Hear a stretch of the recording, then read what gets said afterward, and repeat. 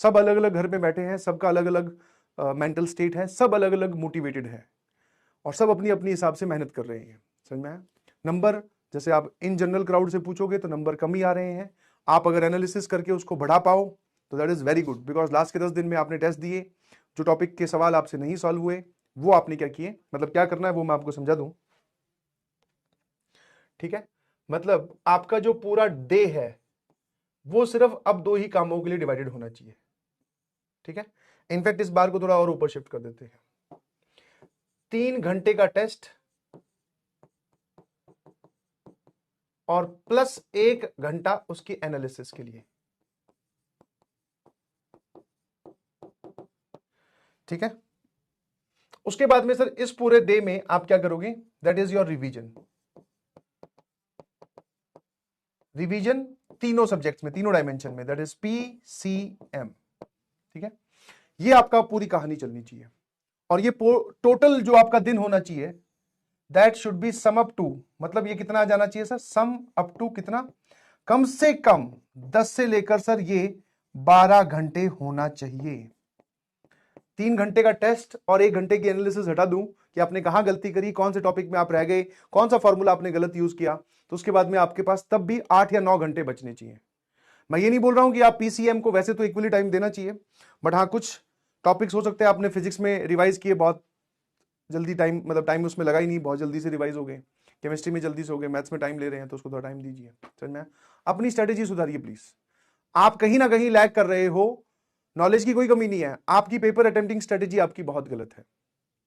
आप अपनी मिस्टेक्स को सीरियसली ले ही नहीं रहे हो, आप अपनी मिस्टेक से सीख ही नहीं रहे हो।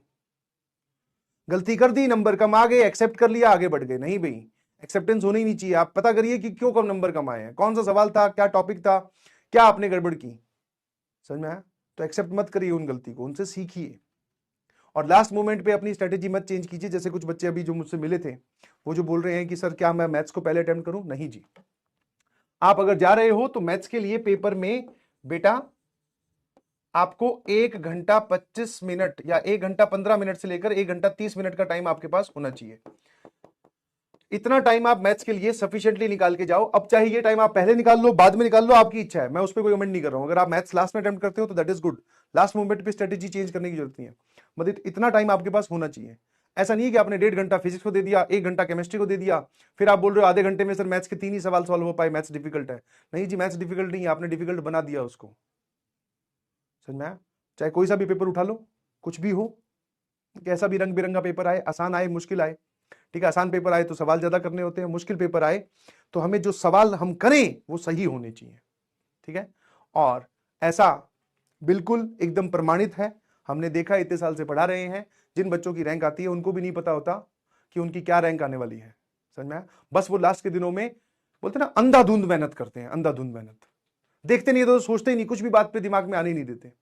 ठीक है, and nothing should trouble you, किसी भी कारण में, किसी भी सिचुएशन में आपको घबराना नहीं है, क्योंकि everybody is going through the same.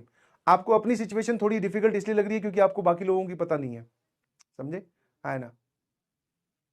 ठीक है, तो सबकी सिचुएशन स्ट्रगलिंग है बेटा, सब इसी स्टेट ऑफ माइंड से या स्टेट ऑफ जो भी ये माहौल चल रहा है, सब इसी माहौल से गुजर रहे हैं।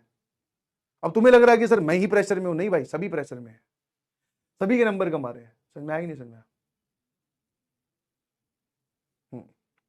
और आपने एक काफी लंबी जर्नी आप तय करके आए हो और इस जर्नी का आपको 100% फायदा होगा। बस लास्ट के दिनों में अब बिल्कुल रुकिएगा मत। ठीक है, अच्छा, एनालिसिस में जिस टॉपिक के क्वेश्चंस आपसे नहीं हुए, वो टॉपिक जिसमें आपको कॉन्सेप्चुअल डाउट आ रहा हो, कॉन्सेप्चुअल डाउट, उसको आप एक बार जरूर देखो। कॉन्सेप्चुअल डाउट को एक बार क्या देखो, जरूर देखो कि कहां गड़बड़ की। फॉर्मूला अगर आपने गलत लगाया, ओहो सर मैं तो फॉर्मूले में 2 लिखना भूल गया था, नीचे 2 भी होता है, तो फॉर्मूला वापस से याद कीजिए। गलतियां होंगी, उन्हीं से ही सीखना है। नेक्स्ट सर, आप एक काम और करिएगा, मैंने आपको कुछ चीजें बताई थी, दैट इज आपकी कॉपी में नोट्स के थ्रू जब जाओगे, इनफैक्ट या PDF के थ्रू भी अगर जाते हो तो बहुत सारी जगह स्टार्स लगे होंगे, स्टार्स PDF में दूर से देखने में पता चल जाता है। ठीक है, दैट इज 100% क्वेश्चन आएगा कैटेगरी, जरूर आपको रिवाइज करनी है।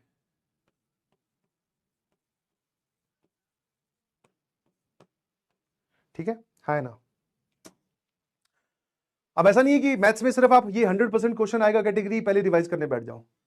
आप उस चैप्टर के थ्रू जा रहे हो, वहां पर एक बीच में आपने देखा कि सर आपने लिखवाया था कि 100% क्वेश्चन आएगा, उसको थोड़ा डीपली और देख लिया, उसको एक पेज पे भी लिख लिया, ताकि जब हम लास्ट के 2 दिन बचेंगे तो एक बार इनको देख जाएंगे फिर से। समझ में आएगा नहीं समझ में? एक बार हम इनको देख जाएंगे, जब लास्ट के 2 दिन या लास्ट का 1 दिन बचेगा तब हम ये देख जाएंगे। ठीक है। दूसरा, नंबर कमाने से घबराओ मत, बिकॉज यहां जो नंबर आ रहे हैं जरूरी नहीं कि यही नंबर वहां पर आए। समझ में आया? घबराने से काम खराब होता है। बस कम को ये देखो कि मैक्सिमाइज कैसे किया जा सकता है और कहां पर मार्जिन की अभी भी व्यवस्था है, अभी भी गुंजाइश है। और एट लास्ट देखो यार, आईआईटीएन और एनआईटीएन तुम जैसे लोग ही बनते हैं। समझ में आया ना? और तुम ही मिलने आते हैं, तुम जैसे लोग ही बनते हैं और तुम लोग ही मिलने आओगे। तो अपने आप को किसी से कम मत समझो प्लीज। और कोई सेकंड थॉट दिमाग में मत आन दो कि मैं तो सेकंड अटेम्प्ट में जान लगा दूंगा, मेरा तो ये बर्बाद है। कुछ नहीं भाई, अभी तो लगा पहले। जब तू अभी नहीं लगा पा रहा है जान, तो सेकंड अटेम्प्ट में कहां से लगा देगा? फर्स्ट अटेम्प्ट फोड़ो पहले। समझ में? फोड़ो मतलब फुल एनर्जी से, फुल पावर से भिड़ जाइए, बाकी जो होगा देख ले।